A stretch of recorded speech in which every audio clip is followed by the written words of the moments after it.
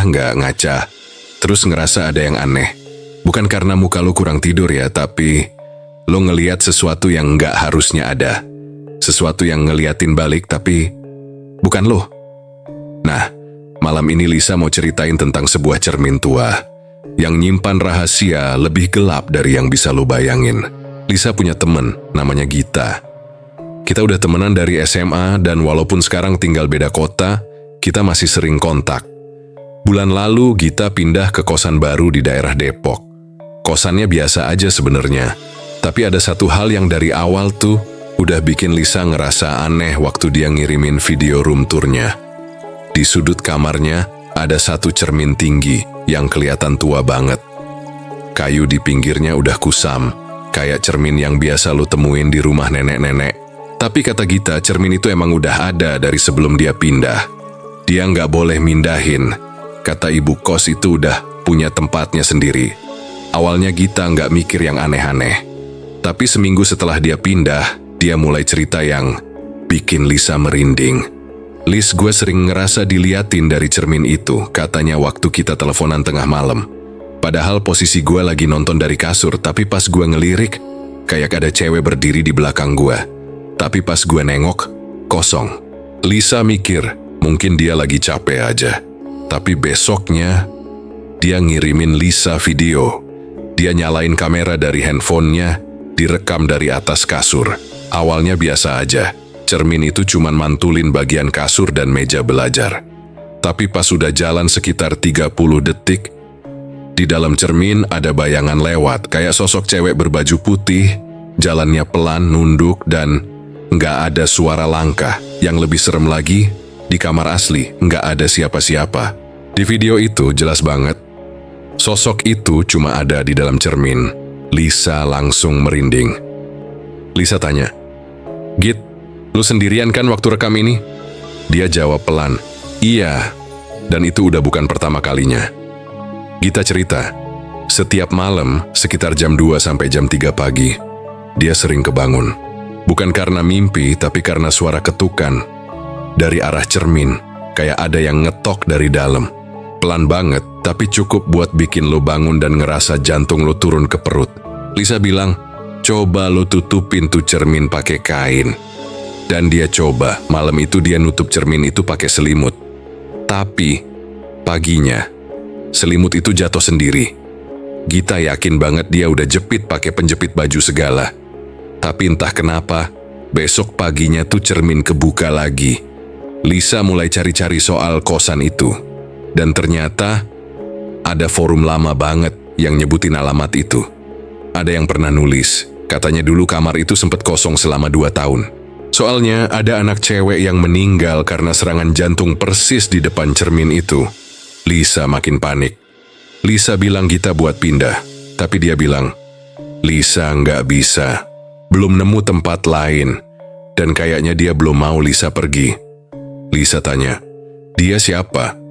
Dan Gita diam cukup lama, sampai akhirnya dia jawab, "Cewek di cermin itu. Dia sekarang sering datang ke mimpiin gua. Tapi di mimpi itu, dia bukan cuman diem, dia ngajak gua masuk ke dalam cermin." Setelah Gita ngiming gitu itu, Lisa panik. Bener-bener panik.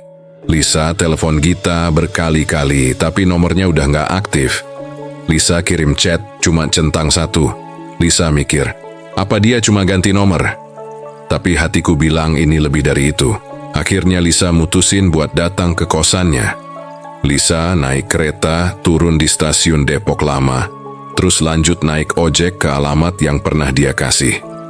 Lisa inget persis kosannya warna hijau muda, 2 lantai, dan kamar Gita ada di lantai atas, paling pojok. Pas Lisa sampai, Lisa langsung ketemu ibu kosnya. Orangnya udah tua, keriput, matanya kecil, dan senyumannya. Entah kenapa bikin Lisa nggak nyaman. "Nyari siapa, nah?" "Gita, Bu. Temen saya. Dia ngekos di sini."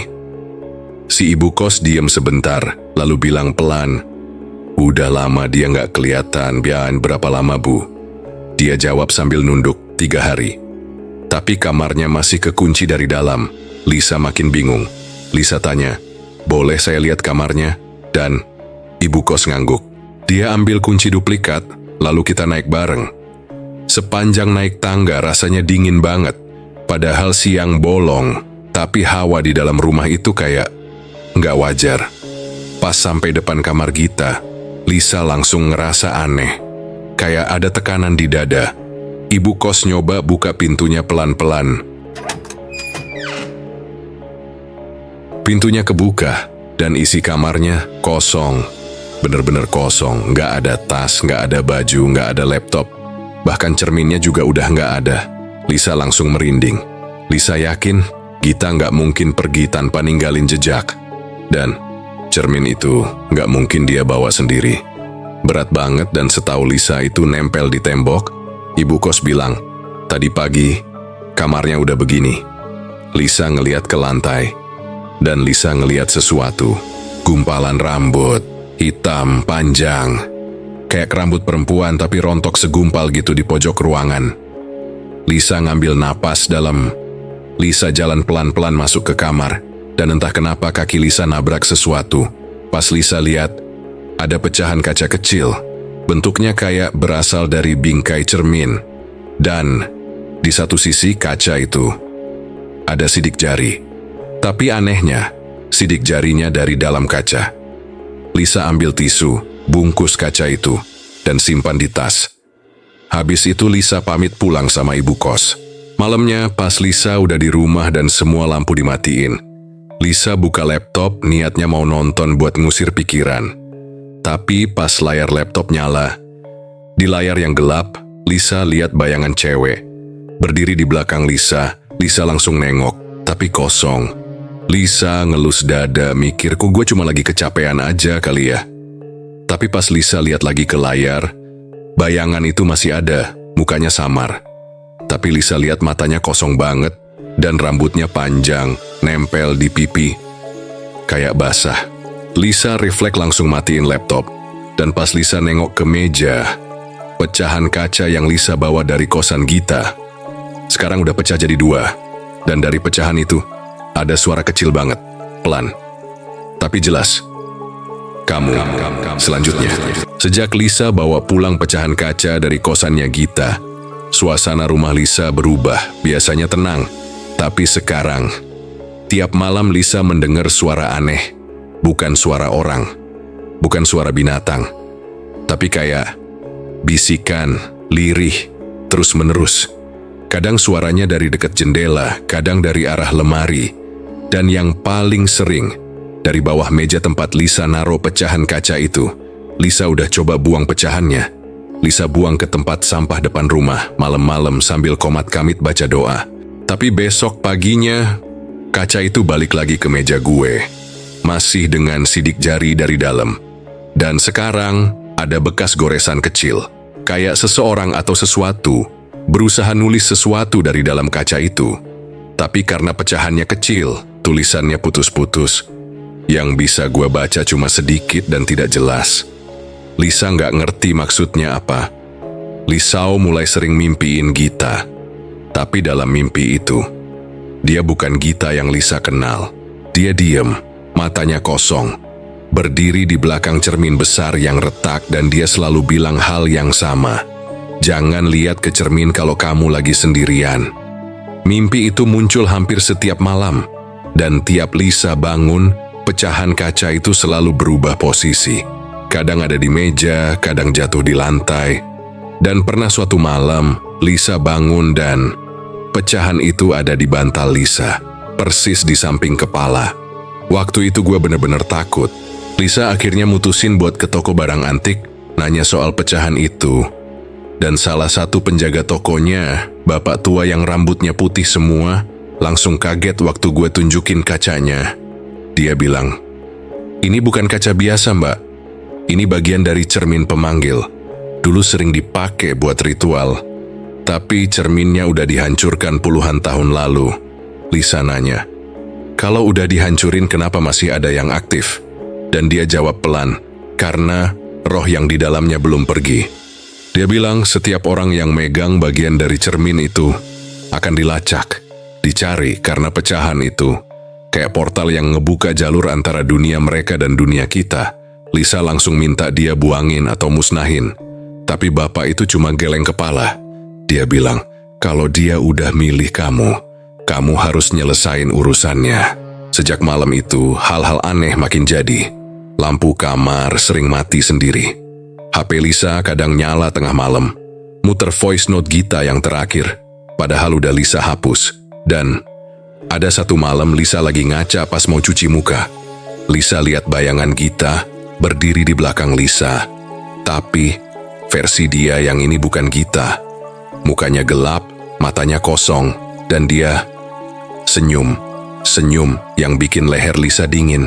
Senyum kayak dia udah deket, kayak dia udah nungguin. Lisa nutup mata, narik napas. Pas Lisa buka lagi, bayangannya udah nggak ada. Tapi pantulan Lisa di cermin masih senyum. Padahal wajah Lisa aslinya diem aja. Lisa mencoba membuang pecahan cermin itu berkali-kali. Ke tempat sampah depan rumah, ke tong bakar. Bahkan ke sungai kecil di pinggir kota, jauh dari tempat tinggalnya. Setiap kali ia buang, ia selalu membungkusnya rapat-rapat. Pakai tisu, plastik, bahkan tas kain bekas. Tapi tetap, cermin itu selalu kembali. Selalu dalam kondisi utuh, bersih, tidak retak sama sekali. Pagi-pagi ketika Lisa membuka mata, benda itu sudah ada kembali di kamarnya. Entah di atas meja, di bawah kasur, bahkan pernah ada di balik bantal. Seakan-akan ia sedang menunggu. Awalnya Lisa berpikir ini hanya kebetulan. Mungkin dia mimpi, mungkin dia salah buang. Tapi setelah kejadian itu berulang hingga 4 kali, rasa takut mulai menjalar perlahan-lahan. Lisa tahu, ini bukan sekadar kaca. Ia mulai cari tahu lebih dalam lagi. Dari berbagai forum, dari cerita-cerita lama, bahkan kitab tua peninggalan almarhum kakeknya. Dan semua jawaban yang ia temukan semakin membuat jantungnya berdebar. Cermin itu adalah portal. Gerbang yang menghubungkan dunia manusia dengan dunia yang tak terlihat. Sesuatu dari sana bisa datang ke sini, lewat pantulan, dan selama cermin itu tetap utuh, portalnya tetap terbuka. Ketakutan Lisa bukan cuma soal suara-suara bisikan yang makin jelas tiap malam. Bukan cuma soal bayangan-bayangan gelap yang muncul dari pojok ruangan. Tapi tentang satu kemungkinan yang paling menakutkan. Bagaimana kalau dirinya benar-benar ditarik ke dalam sana? Sama seperti Gita, sahabatnya yang dulu tinggal di kosan tempat asal cermin itu. Yang menghilang tanpa jejak. Dan kini hanya muncul dalam pantulan. Dengan mata kosong dan bibir yang tak pernah berhenti berbisik. Jangan lihat ke cermin kalau kamu lagi sendirian. Lisa semakin panik. Ia menghindari semua cermin di rumahnya. Bahkan menutupi permukaan TV dan layar laptop. Tapi tetap ada momen-momen saat ia menangkap pantulan itu. Wajah-wajah asing. Sosok anak kecil yang berdiri di lorong gelap. Perempuan tua yang mengelus kaca dari sisi lain. Setiap malam, ia merasa seperti ada puluhan pasang mata yang mengamati geraknya. Akhirnya, dengan napas terengah dan mata sembab karena kurang tidur, Lisa mengambil keputusan. Ia pergi ke rumah seorang ustaz yang pernah membantu keluarganya saat mengalami gangguan beberapa tahun lalu. Namanya Ustaz Rahman. Orangnya tenang, matanya teduh. Begitu melihat Lisa datang dengan wajah panik, Ustaz langsung menyambutnya dan menyuruhnya duduk. Lisa menceritakan semuanya tanpa menyembunyikan satupun detail. Dan saat Lisa membuka bungkusan kain lusuh yang berisi pecahan cermin itu, Ustaz hanya terdiam lama. Lalu ia berkata pelan, "Ini bukan benda biasa. Saya bisa merasakan kegelapan yang kuat dari benda ini." Ustaz Rahman mengambil air wudhu, memegang cermin itu dengan tangan kanan, lalu mulai membaca beberapa ayat perlindungan. Tapi baru beberapa bait dibaca, Ustadz terdiam. Matanya memandang dalam ke permukaan cermin. Lisa memperhatikan, dan ia melihat wajah Ustadz perlahan berubah. Bukan ketakutan, tapi rasa sedih, campur prihatin, campur ngeri. Lalu Ustadz berkata pelan, "Di dalam cermin ini, saya melihat banyak kegelapan. Dan ada suara-suara Banyak sekali yang minta tolong dari dalam sana. Ustaz Rahman masih duduk bersila, memegang pecahan cermin itu dengan hati-hati. Keringat mulai terlihat di pelipisnya, meskipun ruangan cukup sejuk. Lisa duduk diam di seberang, matanya penuh kecemasan. Beberapa saat kemudian Ustaz mulai bicara. Suara beliau pelan, berat, tapi terdengar jelas. Sudah banyak jiwa yang diambil oleh cermin ini. Lisa menatapnya dengan mata membelalak. Ustaz melanjutkan, tadi saya sempat melihat cara mereka menarik manusia masuk ke dalam cermin ini. Menurut penglihatan Ustaz, ada satu pola yang selalu terjadi. Mereka yang tertarik ke dalam cermin bukan orang biasa, melainkan orang-orang yang sedang rapuh, yang sedang dilanda masalah, yang pikirannya kosong dan jiwanya lelah. Karena saat seseorang berdiri di depan cermin dengan kepala penuh beban, dalam kondisi sedang bengong, linglung, disitulah setan mengambil kesempatan. Mereka membisik, membujuk, tapi nggak frontal, halus. Kadang cuman kayak perasaan pengen lebih lama ngeliatin diri sendiri. Tapi saat itu terjadi, roh orang itu perlahan ditarik masuk. Lisa bergidik mendengarnya. Ia langsung teringat dirinya sendiri yang sempat menatap cermin itu lama sekali saat pertama pindah ke kosan. Saat itu, pikirannya juga lagi kacau, masalah keluarga, masalah kuliah, dan sepertinya dia memang sudah hampir ditarik sejak awal. Ustaz Rahman kemudian terdiam beberapa saat sebelum kembali bicara dengan suara lebih lirih. Tapi tadi, ada sesuatu yang nggak biasa. Lisa menoleh cepat. Ustaz menatap cermin itu lagi dan berkata, ada suara memanggil. Suara itu jelas sekali manggil nama kamu. Lisa, Lisa. Begitu terus. Jantung Lisa berdetak makin cepat. Suara siapa, Ustaz? Tanyanya nyaris berbisik. Ustaz menghela napas panjang. Saya coba dengarkan baik-baik. Dan suara itu milik teman kamu, Gita. Tubuh Lisa langsung lemas. Dia menunduk, tangannya gemetar. Bayangan wajah Gita yang dulu ceria sekarang terasa seperti hantu yang menjerit dari dalam kaca. Gita masih ada di dalam sana. Lisa menatap Ustaz penuh harap dan ketakutan. Ustaz, kalau begitu, mereka bisa dikeluarkan kan? Semua orang yang ada di dalam sana, mereka bisa diselamatkan ya? Pertanyaan itu menggantung di udara, sunyi. Ustaz Rahman menatap Lisa lama, lalu menjawab pelan. Tidak semua bisa keluar, Lisa. Sebagian dari mereka, tubuhnya juga sudah ikut tertarik masuk. Kalaupun bisa keluar, hanya jiwanya saja yang bisa kembali.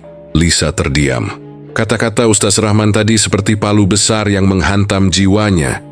Kalaupun bisa keluar, hanya jiwanya saja yang bisa kembali. Berarti Gita mungkin tidak akan pernah bisa kembali secara utuh. Bahkan kalaupun dia bisa ditarik keluar, dia bukan lagi Gita yang dulu. Tubuhnya mungkin sudah jadi milik mereka. Lisa memejamkan mata. Di balik kelopaknya wajah Gita muncul. Tersenyum, tertawa, lalu perlahan berubah jadi sosok pucat yang memanggil dari balik cermin. Ustaz, jadi mereka semua di dalam sana sadar? Lisa akhirnya bertanya pelan. Mereka tahu mereka terjebak? Ustaz mengangguk pelan. Mereka sadar. Tapi tak semua dari mereka bisa bicara. Beberapa cuma bisa menatap, menangis, menunggu.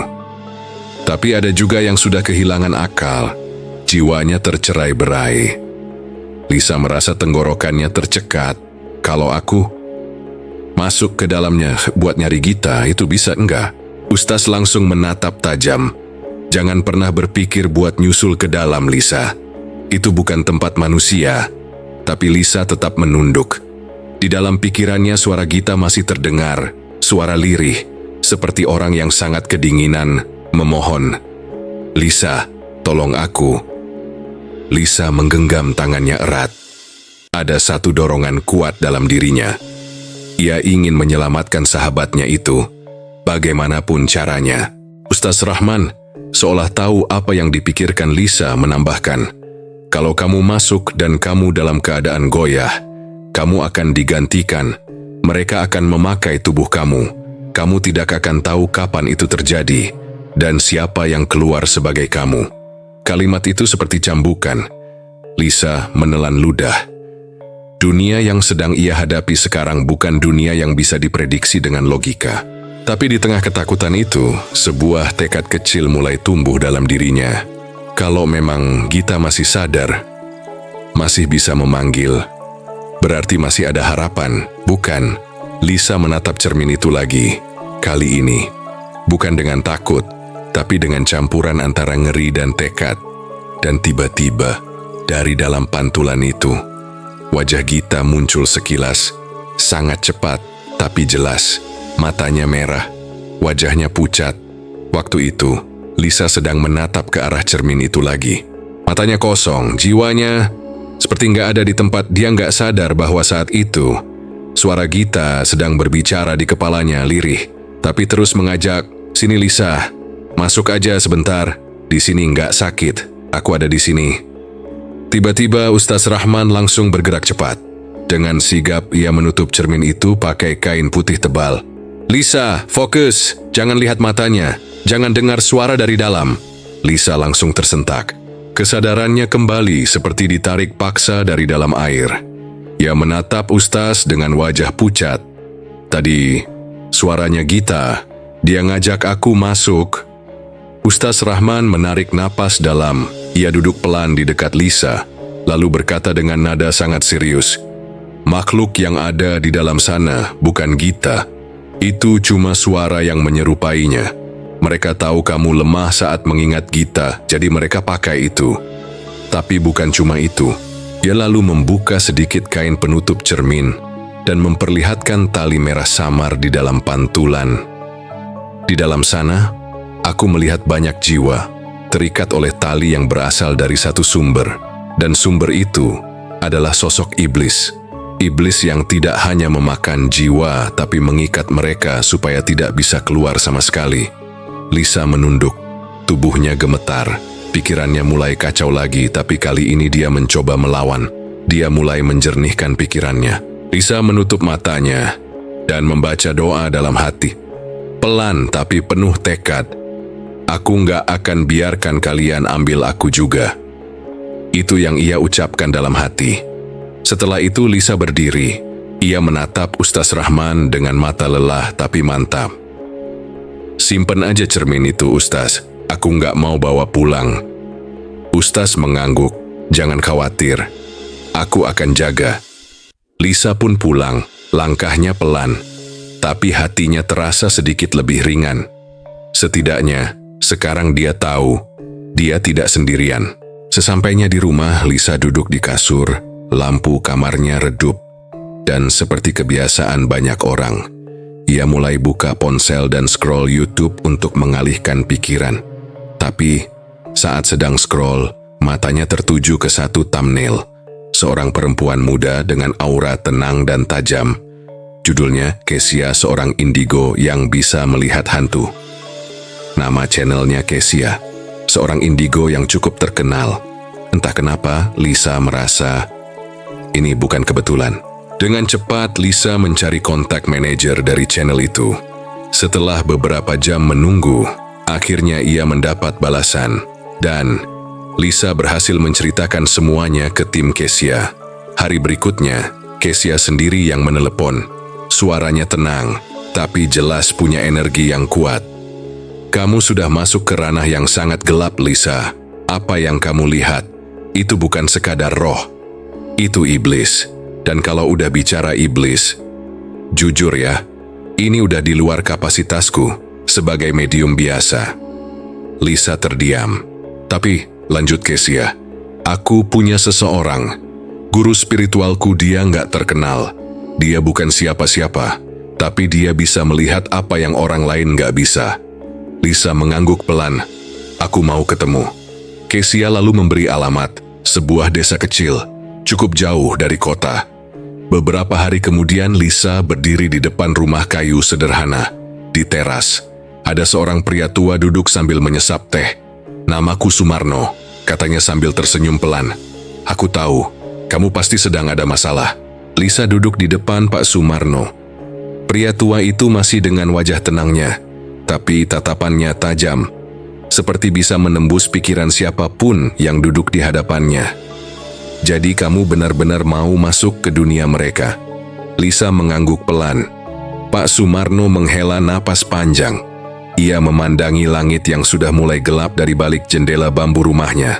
Sebenarnya, masuk ke dunia itu nggak harus lewat cermin, ada cara lain.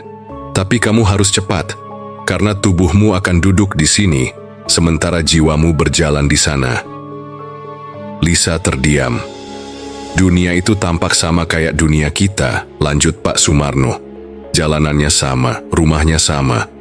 Bahkan orang-orangnya kadang tampak mirip, tapi bedanya semua di sana gelap, sangat gelap. Dan di sana, kamu akan lihat makhluk-makhluk yang seharusnya nggak bisa kamu lihat di dunia ini. Lisa menelan ludah, bukan karena takut, tapi karena membayangkan betapa asingnya tempat itu. Kamu bisa berjalan bebas di sana untuk mencari Gita, kata Pak Sumarno. Tapi kamu harus tahu satu hal. Semakin lama kamu di sana, makin banyak makhluk yang akan mencium aroma jiwamu. Mereka akan mendekat, dan kalau mereka berhasil menemukan tubuhmu di dunia nyata, mereka bisa masuk dan mengambil alih. Lisa menunduk. Kata-kata itu menamparnya dengan kenyataan yang menyeramkan. Tapi ia tidak mundur. Kalau kamu berhasil ketemu Gita, kata Pak Sumarno pelan, dan kamu bisa melepaskan ikatan tali yang mengikat jiwanya pada iblis itu, maka dia bisa bebas. Tapi kamu harus sadar, Gita tetap mati. Tubuhnya nggak akan kembali. Yang membedakan hanya satu hal, dia bisa tenang, dia bisa pulang. Lisa mendongak, matanya berkaca-kaca. Gita adalah sahabat saya, Pak. Dan kalau dia harus mati, setidaknya saya pengen dia mati dengan tenang. Pak Sumarno menatap Lisa cukup lama, seolah mencoba membaca isi hatinya. Kamu nggak takut? Lisa menggeleng pelan. Takut, Pak. Tapi saya lebih takut kalau saya nggak ngapa-ngapain. Pak Sumarno tersenyum tipis. Baiklah. Kalau begitu, saya akan siapkan prosedurnya.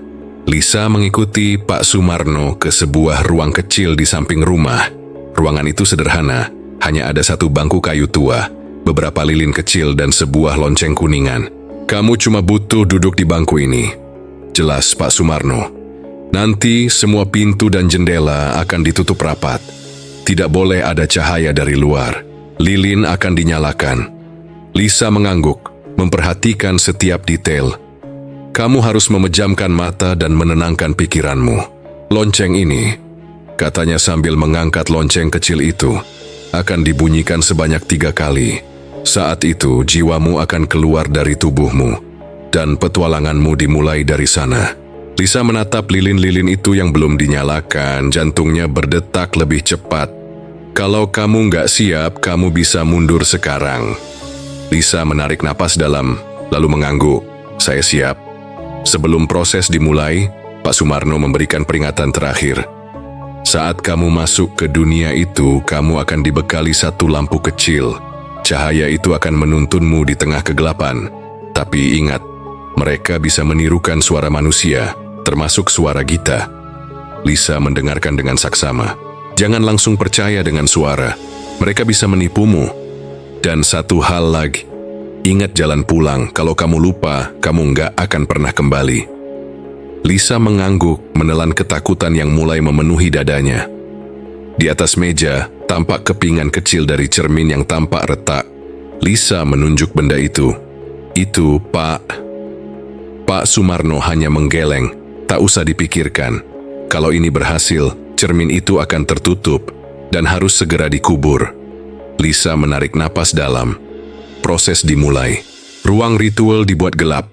Hanya lilin kecil menyala di hadapan Lisa. Dia duduk di bangku kayu tua, memejamkan mata. Lonceng dibunyikan. 1, 2, 3 kali. Dan dalam sekejap, Lisa tidak lagi duduk. Jiwanya telah berpindah, masuk ke dalam dunia yang sangat gelap. Hanya lampu kecil di tangannya yang menerangi langkahnya. Di sana, Lisa melihat banyak pintu aneh. Dindingnya berwarna hitam kelam, dan suara-suara samar terdengar dari berbagai arah. Penampakan makhluk-makhluk menyeramkan muncul, berdiri diam, mengawasinya. Lalu terdengar suara, "Lisa, tolong aku, Lisa." Suara itu, suara Gita. Lisa refleks menoleh ke arah suara itu. Tapi ia teringat pada peringatan Pak Sumarno. Mereka bisa menirukan suara Gita. Lisa berhenti melangkah. Ia menahan nafas dan berteriak, "Kalau kamu memang Gita, sebutkan panggilan masa kecil kita." Suara itu tetap merengek. "Tolong aku, Lisa. Cepatlah ke sini." Lisa tahu, itu bukan Gita karena sejak kecil mereka punya panggilan unik. Gita memanggil Lisa dengan nama Kucil karena tubuh Lisa kecil, dan Lisa memanggil Gita dengan sebutan Gigi karena mudah diingat. Dan benar saja, suara itu berubah, tawa serak, suara mengerikan. Iblis itu memperlihatkan dirinya, mengerikan dan besar, dengan mata merah menyala. Lisa berbalik, menjauh, dan membuka pintu lain. Dan akhirnya ia tiba di sebuah ruangan yang jauh lebih gelap. Bau anyir, hawa dingin. Dan di sana, seperti penjara besar yang dipenuhi jiwa-jiwa yang terikat oleh benang tipis, Lisa memanggil, "Gita, di mana kamu?" Dan dari dalam sana, "Kucil, aku di sini." air mata Lisa langsung mengalir. Itu suara Gita. Suara yang hanya bisa diketahui oleh orang yang benar-benar pernah hidup bersama. Lisa berlari menuju arah suara. Dan benar saja di sana, Gita duduk dengan mata sayu, tubuhnya diikat dengan benang gaib. Begitu juga banyak jiwa lain yang terperangkap. Lisa mencoba melepaskannya, tapi benang itu tak bisa putus. Sampai ia teringat, lampu di tangannya, ia arahkan cahaya itu ke simpul benang. Dan saat itu pula, iblis itu muncul. Sosok tinggi, hitam bertanduk, dengan aura pekat menyelimuti ruangan. Lisa buru-buru membakar benang itu. Satu persatu, benang mulai putus. Jiwa-jiwa itu mulai berlari, kabur menuju pintu cahaya di ujung ruangan. Lisa menggenggam tangan Gita. Mereka lari menuju cahaya. Namun tiba-tiba, iblis itu menghalangi jalan. Pintu terang mendadak gelap. Lisa tak tahu harus kemana. Tapi saat itu, suara Pak Sumarno terdengar samar. "Ingat jalan pulang, Lisa." Tiba-tiba, pintu lain terbuka. Penuh cahaya, Lisa dan Gita segera lari ke sana bersama jiwa-jiwa lain. Dalam sepersekian detik sebelum melewati pintu itu, Gita menoleh. "Terima kasih, Kucil. Aku bahagia sekarang." Dan cahaya menelan semuanya. Lisa terbangun dengan air mata mengalir deras. Ia melihat Pak Sumarno di depannya. Dengan pelan lelaki tua itu mengangguk. Lisa menangis keras.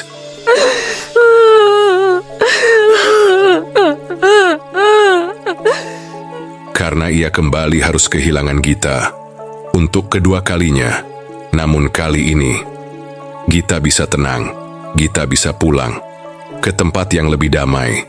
Namun sebelum semua benar-benar selesai, terdengar suara berat, menggelegar, menyeruak ke dalam ruangan. Lisa terpaku, nafasnya tercekat. Namun Pak Sumarno tak tinggal diam. Ia langsung mengambil kepingan cermin di meja, membungkusnya dengan kain hitam, lalu menggali tanah dan menguburnya di bawah pohon tua. Terdengar teriakan panjang dari dalam tanah, teriakan iblis yang marah. Namun perlahan suara itu memudar, dan akhirnya sunyi.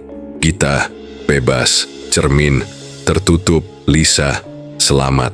Dan untuk pertama kalinya setelah semua teror itu, Lisa bisa menatap matahari pagi tanpa rasa takut lagi. Kisah ini mengingatkan kita bahwa persahabatan sejati tidak akan pudar. Bahkan setelah kematian, Lisa membuktikan bahwa cinta seorang sahabat bisa melampaui logika dan ketakutan. Tapi ada satu hal yang lebih kuat dari semua itu. Ingatan. Hal-hal kecil yang kita anggap sepele, seperti nama panggilan masa kecil, bisa menjadi kunci keselamatan di saat tergelap hidup kita. Terima kasih sudah menyimak kisah ini sampai akhir.